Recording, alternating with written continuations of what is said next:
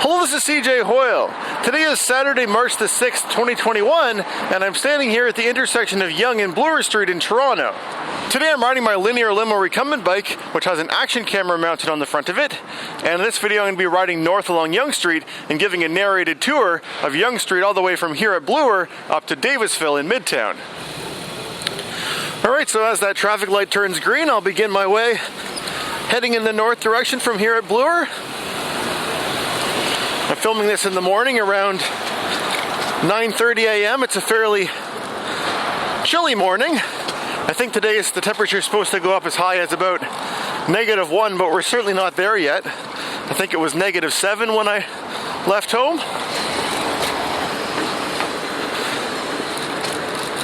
But as you can see, we don't really have any snow anymore.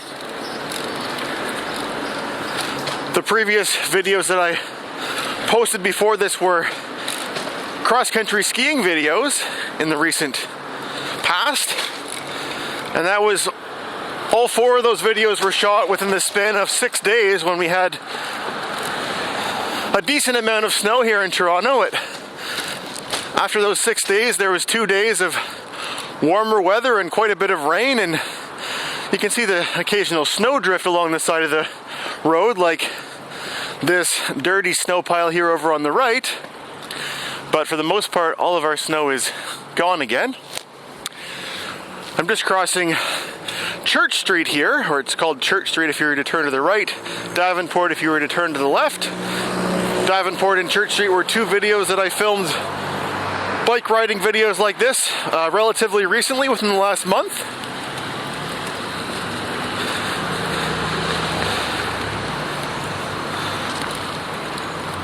And I should mention that I actually filmed a video riding this very same section of Yonge Street back in December. In that video I rode in the opposite direction though. I started from Davisville and I rode down to Bloor Street, and I don't usually come back and revisit the same segments of roadway, too frequently in these videos that I make, but the reason why I decided to come back and do this today was because there's a favor that I wanted to ask of my viewers, and that is that there's a petition that I have in the description below, which I would appreciate if you take the couple seconds to go there and add your name to it. This is all about turning Yonge Street, this segment of Yonge Street, into a complete street, including, of course, bike lanes, but also on-street patios to help support the businesses during this difficult pandemic time, and just to really just sort of beautify this area of street to make it better fit the 2021 reality that we're living in today. So I know that was kind of a central focus of that video that I made back in December of this segment of Yonge Street, but there have been some developments since there. Yesterday in the Globe and Mail there was an article which released some details that the author of the article had been privy to, which kind of talked a little bit about what might be coming there. And there's this petition that I was mentioning, which is basically to make sure that everyone's on side with this when it goes eventually through the City Committee and the City Council, which are coming in the next little while. So we're just going past Crescent Road here, and back behind me over to the right I passed the Rosedale subway station. There's a subway line which runs underneath of Yonge Street here.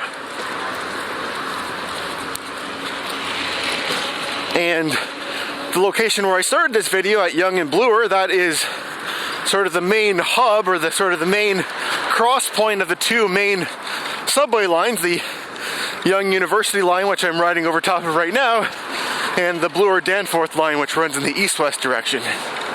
So that would have been the first station that I would have ridden underneath of back there. And I think there's going to be 3 more that I'll be going past in this segment of Yonge that I'm riding in this video. This neighborhood around here, particularly the one over towards our right side, this area is known as Rosedale. Up ahead, we're going to be going underneath of a railway bridge. You can see there's a bridge straight ahead with an interesting metal structure on top of it. That bridge carries the Canadian Pacific Railway line, which cuts through the middle of the city here. And that structure that I was talking about, you can see there's a star on top of it. That's, I believe, used as a Christmas tree for this neighborhood. It gets all lit up at night in the Christmas season. That big clock tower that you can see over towards the right, that is, well, it's currently a building that has a LCBO inside of it, but it once was a passenger train station for that train line. There are no passenger trains that travel that section of track anymore, but at one point it would have carried passengers here into the city.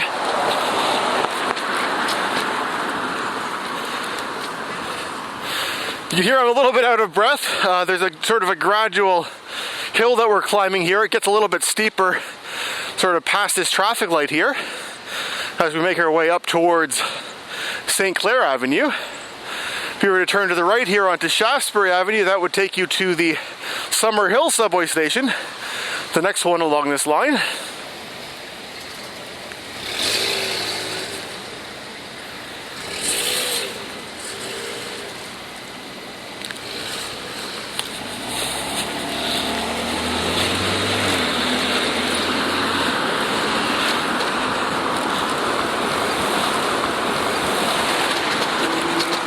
And I really do think that having bike lanes, especially on this section of Yonge, would be a really good thing, because given that there's this hill and that, you know, cyclists slow down when they're climbing hills, whereas when you're driving a car or another motor vehicle, your speed remains fairly constant regardless of the slope of the road. So it means that while I'm just sort of crawling along here, the vehicles are going full speed and there's a pretty high speed differential. So it'd be nice to not be sharing the same lane with something that's going, you know, close to 10 times your speed. But in a built-up area like this, like I mentioned earlier, with this active TO program, it's a lot more than just bike lanes. It's the opportunity to really enhance the streetscape, make it a place where people want to come and spend time, also give people more space to be able to be outside but not be close together, which is more important than ever when you've got an infectious disease among the population.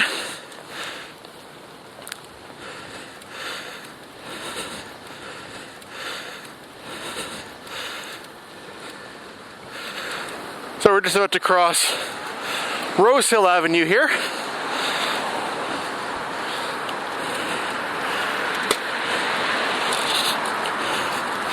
When I speak of, you know, enhancing this street to make it more supportive of the businesses, the prime example that I think of is Danforth Avenue, which underwent a very similar type of a transformation last summer. It was known as Destination Danforth. That's what they called it. And it was all about making Danforth a destination that people wanted to come to, as opposed to just simply an arterial that people wanted to pass through without stopping. So I'll insert a photo here, or a couple photos here, to sort of give you an idea of, you know, the sort of changes that can be made in a relatively short amount of time to really enhance the street, to make it, you know, more favorable for all road users and a lot safer and improve the businesses. This is something that the mayor was really proud of, the result of the Danforth project. And I hope that he'll be an equal champion of the same transformation happening here on Yonge Street. So that was Sinclair Avenue. We just passed there, which has the Sinclair Avenue, or the Sinclair subway station. There's also a special streetcar line that runs in the east-west direction starting from there. I guess it goes kind of west from there, where the streetcar has its own separate right-of-way down the middle of the road.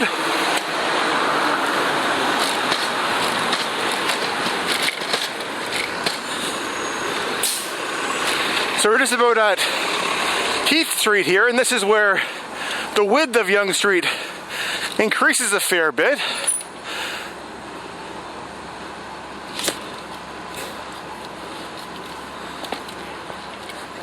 Oh, advanced green for the pedestrians, but the rest of the vehicles don't get to go until about 2 seconds later, and that includes bikes.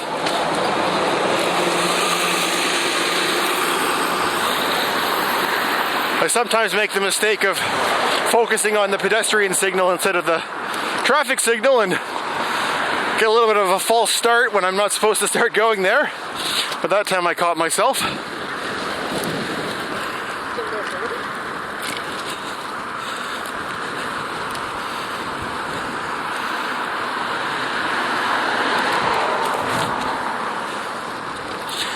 So over on the right, we're going past, those are the gates back there to the right for the Mount Pleasant Cemetery, and that's of course what's over on the other side of that black metal fence over on the right.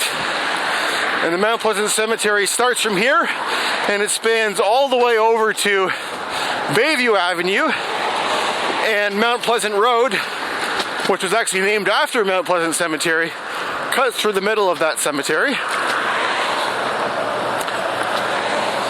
Straight ahead you can see a black pedestrian bridge that crosses the road that once carried the Beltline Railway.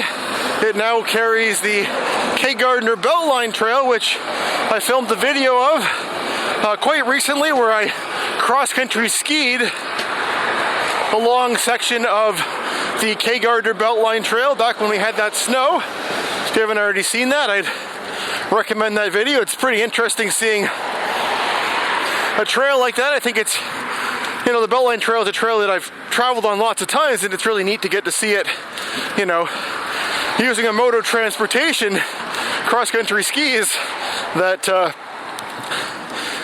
it's only been experienced by, you know, a few other people. It's not like I saw a whole bunch of other skiers out that day when I was out there.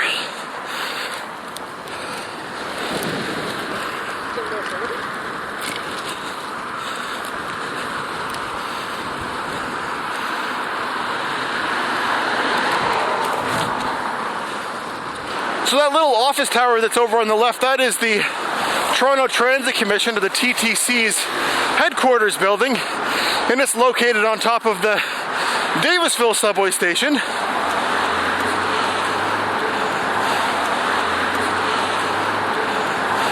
And that road that we're just about to cross, if you were to turn to the right, it's called Davisville Avenue, and if you were to turn to the left, it's called Chaplain Crescent. And that right now is where the city is currently planning on having this complete street transformation terminate at, but of course there's opportunities in the future to hopefully expand that further north. Well, anyway, that concludes this narrated bike ride. If you haven't already, please be sure to go and add your name to that petition that I've linked in the description below, and thanks for watching.